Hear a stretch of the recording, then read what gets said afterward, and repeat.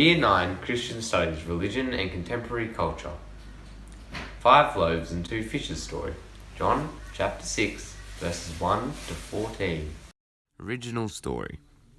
Sometime after this, Jesus crossed to the far shore of the Sea of Galilee. This is the Sea of Tiberias. And a great crowd of people followed him, because they saw signs he had performed by healing the sick. Then Jesus went up a mountainside and sat with his disciples. The Jewish Passover festival was near. When Jesus looked up and saw a great crowd coming toward him, he said to Philip, "Where shall we buy bread for these people to eat?" He asked this only to test him, for he already had in mind what he was going to do. Philip answered him, "It would take more than half a year's wages to buy enough bread for each one to have a bite." Another of his disciples, Andrew, Simon Peter's brother, spoke up. "Here is a boy with 5 small barley loaves and 2 small fishes, but how far will they go among so many?" Jesus said, "Have the people sit down." There was plenty of grass in that place, and they sat down. About 5,000 men were there. Jesus then took the loaves, gave thanks, and distributed those who were seated as much as they wanted. He did the same with the fish. When they had enough to eat, he said to his disciples, "Gather the pieces that are left over, let nothing be wasted." So they gathered them and filled 12 baskets with the pieces of the 5 barley loaves over by those who had eaten. After the people saw the sign Jesus performed, they began to say, "Surely this is a prophet who has come into the world." Meaning of the 5 loaves and 2 fishes Bible story. The lesson we can take away from this biblical story is that there is enough food for everyone, and that we need to share amongst each other and not to take the food we have for granted. In this story, Jesus has 5,000 people that all need food to eat, but he only has 5 loaves and 2 fish for people to eat.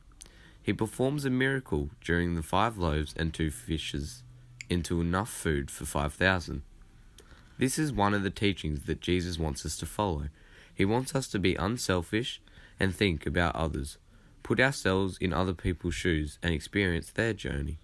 At a time in history when the Western world was all about greed and excess, while in Africa, Ethiopia in particular, children were dying from starvation, some of the world's most famous rock stars decided to make a difference.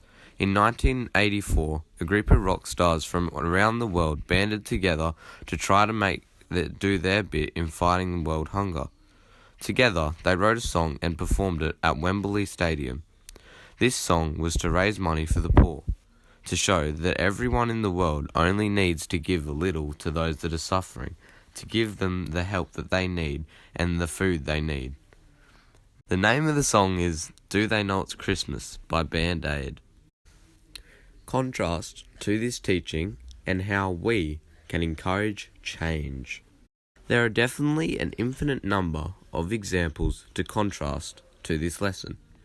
One of them is that even though Jesus states that he wants us to be giving and uses the example in the Bible of the loaves and fishes story to make a statement about how this can be done, the world is still full of people not following Jesus' teachings and living a life of self-gratitude and selfishness. Some of the richest people in our world spend their money on flash cars and big mansions, showing the world and to God that they're selfish and uncaring towards other people. These people should be giving just a little bit of money to those who need it to survive. This message that Jesus has given us should encourage us to share with each other and just to give a little, even if what we give is very small, we should still do it as an act of kindness. God states that there is enough food in the world for everyone. This encourages us to come together as a community and think about those who are suffering around us.